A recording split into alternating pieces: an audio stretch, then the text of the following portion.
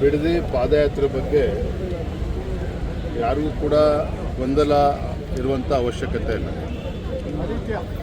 ನಾನು ಕೂಡ ಕಳೆದ ವಾರ ಮಾನ್ಯ ಕುಮಾರಸ್ವಾಮಿ ಅವ್ರ ಜೊತೆಲಿ ದೂರವಾಣಿ ಮುಖೇನ ಮಾತನಾಡಿದಾಗ ಕುಮಾರಸ್ವಾಮಿ ಅವರೇ, ನಾವು BJPನೂ ಕೂಡ ನಾವು ರೈತರ ಪರವಾಗಿ ಇದ್ದೇವೆ, BJP JDS ಇಬ್ಬರೂ ಸೇರಿ ನಾವು ಈ ಪಾದಯಾತ್ರೆನ ಹಮ್ಮಿಕೊಳ್ಳೋಣ, ಏನು ತೊಂದರೆ ಇಲ್ಲ ಅನ್ನೋ ಮಾತನ್ನು ನಾನು ಕೂಡ ಹೇಳಿದ್ದೆ. ಅವರು ಕೂಡ ಸಕಾರಾತ್ಮಕ ಸ್ಪಂದನೆ ಕೂಡ ಮಾಡಿದರು. ತದನಂತರದಲ್ಲಿ JDS ಕಡೆಯಿಂದ ಪಾದಯಾತ್ರೆ ಘೋಷಣೆಯನ್ನು ಕೂಡ ಮಾಡಿದರು, ದಿನಾಂಕವನ್ನು ಕೂಡ ಘೋಷಣೆ ಮಾಡಿದರು. ಹಾಗಾಗಿ ನಾವು ಪಕ್ಷದೆಲ್ಲ ನಮ್ಮ ಹಿರಿಯ ಮುಖಂಡರ ಜೊತೆಯಲ್ಲಿ ಕೂತು ಚರ್ಚೆ ಮಾಡಿದಾಗ ಯಾವುದೇ ಕಾರಣಕ್ಕೂ ಗೊಂದಲ ಆಗೋದಕ್ಕೆ ಅವಕಾಶನ ಕೊಡೋದು ಬೇಡ. ಯಾಕಂದರೆ ಈ JDS ಆಗಲಿ BJP ಆಗಲಿ ರೈತರಾಗಲಿ ನಮ್ಮೆಲ್ಲರ ಉದ್ದೇಶ ಒಂದೇ ಇರುವಂಥದ್ದು, ರೈತರ ಹಿತರಕ್ಷಣೆಯನ್ನು ಕಾಪಾಡಬೇಕು. ಈಗಾಗಲೇ JDS ಅವರು ದಿನಾಂಕ ಘೋಷಣೆ ಮಾಡಿರೋದ್ರಿಂದ ಸಾಂಕೇತಿಕವಾಗಿ ಸಿಂಬಾಲಿಕ್ ಆಗಿ ನಾವು ಅವ್ರಿಗೆ ಖಂಡಿತ ನಾವು ಬೆಂಬಲವನ್ನು ಕೊಡಬೇಕು. ಸದನದ ಒಳಗಡೆನೂ ಕೂಡ ನಾವು ರೈತರ ಪರವಾಗಿ ಹೋರಾಟವನ್ನು ಮಾಡಬೇಕು ಅನ್ನೋ ಮಾತನ್ನು ಚರ್ಚೆ ಮಾಡಿಯೇ ಮೊನ್ನೆ ದಿನ ಆರ್ ಅಶೋಕ್ ಅವರು, ನಿನ್ನೆ ದಿನ ಆರ್ ಅಶೋಕ್ ಅವರು ನಾವೆಲ್ಲ ಪಕ್ಷದ ಮುಖಂಡರು ಹೋಗಿರ್ಬೋದು. ನಾನು ಹೋಗದೇ ಇರೋದಕ್ಕೆ ಬೇರೆ ಏನೂ ಕಾರಣ ಇಲ್ಲ. ಪೂರ್ವ ನಿಗದಿತ ಕಾರ್ಯಕ್ರಮ ಚಿಕ್ಕಬಳ್ಳಾಪುರ, ಕೋಲಾರ ವಿಧಾನ ಪರಿಷತ್ ಚುನಾವಣೆ ನಿಮಿತ್ತ 2-3 ಬಾರಿ ಕಾರ್ಯಕ್ರಮಗಳು ನಿಗದಿಯಾಗಿ ಕ್ಯಾನ್ಸಲ್ ಆಗಿತ್ತು. ಭಾನುವಾರನೇ ಮಾಡಬೇಕು ಅಂತೇಳಿ ಅವ್ರ ಅಪೇಕ್ಷೆ ಇತ್ತು. ಹಾಗಾಗಿ ಪೂರ್ವ ನಿಯೋಜಿತ ಕಾರ್ಯಕ್ರಮದ ಪ್ರಕಾರ ನಾನು ಕೋಲಾರ ಚಿಕ್ಕಬಳ್ಳಾಪುರ ಹೋಗಿದ್ದೆ ವಿನಃ ಮತ್ತು ಸಾಂಕೇತಿಕವಾಗಿ ಅಂತ ಹೇಳಿದ ಮೇಲೆ ನಮ್ಮ ಆರ್ ಅಶೋಕ್ ಅವರು ನಮ್ಮ ಮುಖಂಡರೆಲ್ಲ ಹೋಗಿದ್ದಾರೆ. ಹಾಗಾಗಿ ಇದ್ರ ಬಗ್ಗೆ ನಮ್ಮಲ್ಲಿ ಯಾವುದೇ ರೀತಿ ಗೊಂದಲ ಇಲ್ಲ ರೀ. ದಯವಿಟ್ಟು ಹಂಗೆ ತಪ್ಪು ತಿಳ್ಕೊಬೇಡಿ. ಅಶೋಕ್ ಅವರು ಏನು ಹೇಳಿದರು, ವಿರೋಧ ಪಕ್ಷದ ನಾಯಕರು ಸಾಂಕೇತಿಕವಾಗಿ ನಾವು ಬೆಂಬಲವನ್ನು ನೀಡ್ತಾ ಇದ್ದೇವೆ ಅಂತ ಹೇಳಿದ್ದೇನೆ. ನಾನು ಅದನ್ನೇ ಇಂಗ್ಲೀಷಲ್ಲಿ ಸಿಂಬಾಲಿಕ್ ಆಗಿ ನಾವು ಇದು ಮಾಡ್ತಾ ಇದ್ದೇವೆ ಅಂತೇಳಿ ಬೆಂಬಲ ನೀಡಿದ್ದೇವೆ ಅಂತ ಹೇಳಿದ್ದೇನೆ. ಮತ್ತು ಎರಡನೇದು, ನಾನು ಹೇಳಿರ್ತಕ್ಕಂಥ ಉದ್ದೇಶ ನೀವು ತಪ್ಪು ತಿಳ್ಕೊಳ್ತಾ ಇದ್ದೀರಿ. ಯಾವ್ಯಾವ ರೈತರು ಬಿಡದಿನಲ್ಲಿ ಮುಂಚೂಣಿಯಲ್ಲಿ ಬಂದು ಹೋರಾಟವನ್ನು ಮಾಡ್ತಾಯಿದ್ರು, ರಾಜ್ಯ ಸರ್ಕಾರದ ಕಡೆಯಿಂದ ಅವರ ರೈತರ ಮೇಲೆ ಒತ್ತಡವನ್ನು ಹೇರಿ ಅವರಿಗೆ ಪರಿಹಾರವನ್ನು ಕೊಡುವಂಥ ಕೆಲಸ ಮಾಡ್ತಾ ಇದ್ದಾರೆ. ಕೆಲವು ರೈತರಿಂದ ಹಿಂದೆ ಸರ್ಕೊಳ್ತಾ ಇದ್ದಾರೆ. ಇದೇ ವಿಚಾರವನ್ನು ನಾನು ಅವತ್ತು ಮಂತ್ರಿಗಳ ಜೊತೆಲೂ ಕೂಡ ಹೇಳಿರುವಂಥದ್ದು. ಅರ್ಥ ಭಾರತೀಯ ಜನತಾ ಪಾರ್ಟಿಗೆ ಇದರಲ್ಲಿ ಆಸಕ್ತಿ ಇಲ್ಲ ಅಥವಾ JDS ಅಷ್ಟೇ ಮುಂದ್ಬಿಟ್ಬಿಟ್ಟಿದ್ದಾರೆ, ಖಂಡಿತ ಆ ಥರದ್ದೇನೂ ಇಲ್ಲ. ನೀವು ಸದನದಲ್ಲೂ ಕೂಡ ನೋಡ್ತಾರೆ, ಬಿಡದಿ ವಿಚಾರ ಇರ್ಬೋದು, ಏರ್ಪೋರ್ಟ್ ವಿಚಾರ ಇರ್ಬೋದು. ನಿನ್ನೆ ನಾನು ಚಿಕ್ಕಬಳ್ಳಾಪುರ ಹೋದಾಗ ಶಿಡ್ಲಘಟ್ಟದಲ್ಲಿ ಅಲ್ಲೂ ಕೂಡ KDB ಭಾಳ ಬಲವಂತವಾಗಿ ಜಮೀನನ್ನು ಒತ್ತುವರಿ ಮಾಡ್ಕೊಳ್ಳೋಕೆ ಹೊರಟಿದ್ದಾರೆ.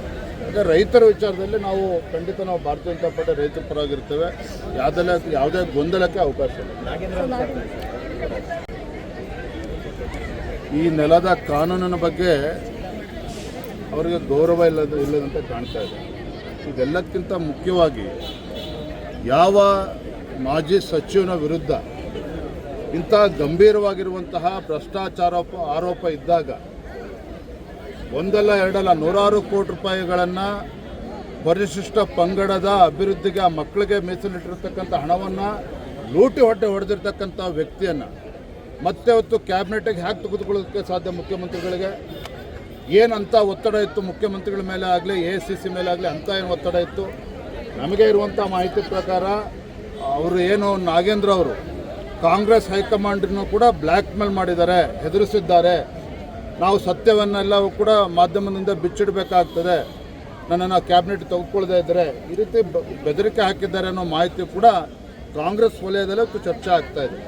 ಹಾಗಾಗಿ ಇದರ ಪರಿಣಾಮನೇ ಇಂಥ ಘೋರ ಅನ್ಯಾಯ ಮಾಡಿರ್ತಕ್ಕಂಥ, ಇಂಥ ಮಹಾಭ್ರಷ್ಟಾಚಾರ ಮಾಡಿರುವಂಥ ವ್ಯಕ್ತಿಯ ವಿರುದ್ಧ ಕೋರ್ಟ್ ನ್ಯಾಯಯುತ ಚಾರ್ಜ್ ಶೀಟ್ ಸಲ್ಲಿಸಿದ್ರೂ ಕೂಡ ತನಿಖೆ ಆಗಿ ಅಂಥ ವ್ಯಕ್ತಿನ ಇಷ್ಟು ಆತುರವಾಗಿ ಕ್ಲೀನ್ ಚಿಟ್ ಸಿಗೋಕ್ಕೂ ಮುಂಚೆನೇ ಅವರನ್ನು ಕ್ಯಾಬಿನೆಟ್ ತೆಗೆದುಕೊಂಡಿದ್ದಾರೆ ಅಂತ ಹೇಳಿದ್ರೆ ಇವತ್ತು ಆ ಸಮುದಾಯಕ್ಕೆ ಮಾಡಿರ್ತಕ್ಕಂಥ ಅಪಚಾರ ಕಾಂಗ್ರೆಸ್ ಸರ್ಕಾರದ್ದು.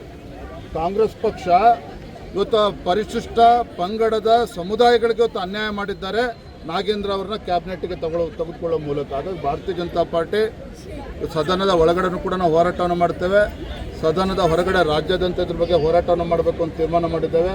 ಯಾವುದೇ ಕಾರಣಕ್ಕೂ ಪರಿಶಿಷ್ಟ ಪಂಗಡದಕ್ಕೆ ಅವರ ಅನ್ನವನ್ನು ಕಸ್ಕೊಂಡಿರ್ತಕ್ಕಂಥ ನಾಗೇಂದ್ರ ಅವ್ರನ್ನ ಕ್ಯಾಬಿನೆಟ್ನಲ್ಲಿ ಮುಂದುವರಿಸಬಾರ್ದು. ಇದನ್ನು ನಾವು ಮತ್ತೆ ಆಗ್ರಹವನ್ನು ಪಡಿಸ್ತಾ ಇದ್ದೇವೆ. ಅದ್ರ ವಿರುದ್ಧ ನಾವು ಹೋರಾಟವನ್ನು ಕೂಡ ಮಾಡ್ತೇವೆ.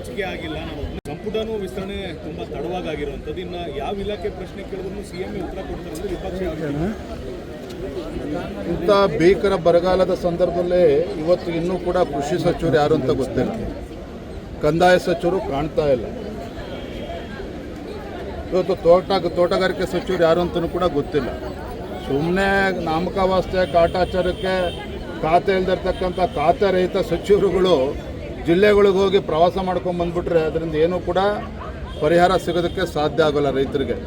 ಈ ಮುಖ್ಯಮಂತ್ರಿಗಳು ಹೋಗಿಲ್ಲ ರಾಹುಲ್ ಗಾಂಧಿ ಮನೆ ಗೇಟ್ ಕಾಯೋ ಬದಲು ಈ ರಾಜ್ಯದ ರಿಯಲ್ ಎಸ್ಟೇಟ್ ಮುಖ್ಯಮಂತ್ರಿಗಳು ಡಿ ಕೆ ಶಿವಕುಮಾರ್ ಅವರು ರಾಹುಲ್ ಗಾಂಧಿ ಮನೆಯ ಗೇಟನ್ನು ಕಾಯೋ ಬದಲು ನೀವು ರಾಜ್ಯದ ಮುಖ್ಯಮಂತ್ರಿಗಳಿದ್ದೀರಿ, ಡೈಲಿಲಿ ಕೂತ್ಕೊಂಡು ಮಾಡೋಂಥದ್ದೇನಿದೆ ಬಂದು ವಾಪಸ್ ಬೆಂಗಳೂರಿಗೆ ಬಂದು ಯಾವ್ಯಾವ ಸಚಿವರಿಗೆ ಯಾವ್ಯಾವ ಖಾತೆ ಕೊಡಬೇಕು ಅದನ್ನು ತಕ್ಷಣ ನೀವು ತೀರ್ಮಾನ ಮಾಡಿ. ಎಲ್ಲದಕ್ಕೂ ಕೂಡ ಹೋಗಿ ಡೆಲ್ಲಿಗೆ ಹೋಗಿ ಕೂತ್ಕೊಂಡ್ರೆ ರಾಜ್ಯಕ್ಕೆ ದ್ರೋಹ ಬಗೆತಾ ಇದ್ದೀರಿ. Thank you.